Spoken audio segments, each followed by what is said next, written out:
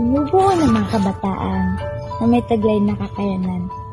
Handang lumaban kahit saan, may pakita lang ang natatanging kakayahan. Nagsimula sa maliit na grupo na mayroong mabuting maestro. Hindi akalain na lalaki ng ganito ang grupo dahil sa mga kabataang may angking talento. Kabataan na may paninindigan, tiwala sa sarili ang pinanghahawakan. Handang ipakita ang natatagong kakayanan. Sakripisyo naman ay napapalitan. Sa dami lang ng laban na ating nasalihan, hindi na may pinta ang mga naramdaman. Sa tuwing nakakamit ang karangalan, sa wakas natatapos na ang laban. Dahil sa paghawak ng instrumento, natuto tayong tumugtog ng musiko.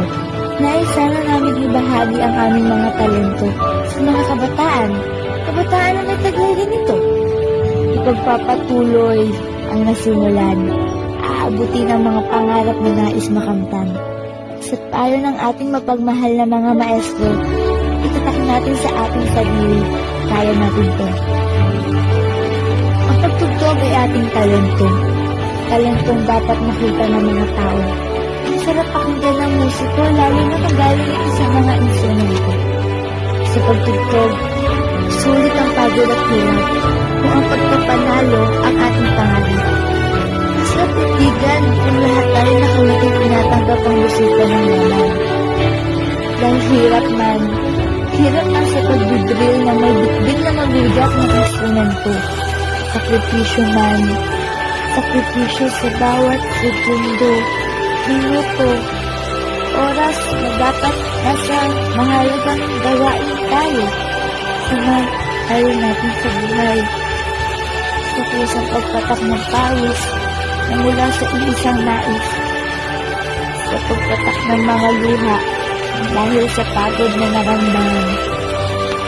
Napapalitan at pinalitan ito ng matatamis na ngiti ang matapos ng mahusay ang ginawang pagsiyabak. Nang dahil sa pagtugtog, natuto tayo. Natuto tayong palalaki ng ating talento. Natuto tayong mangarap, makipagkaibigan. Natuto tayong lumaban, magmahal. Higit sa lahat, natuto tayong magdisiplina ng tama. Dahil din sa pagtugtog, naranasan natin ang tunay na kasiyahan. Nangingitim man ang ating mga balat sa ating pagparada.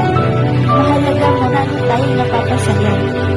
Sa paraang nakakakinig sila ng himig, na hindi lamang sa speaker na rinig. Kaya pinagmalaki at ipinagmamalaki namin at hindi namin nakakahiya ang kami isang libo ng grupo kung saan yung mabuti na amin.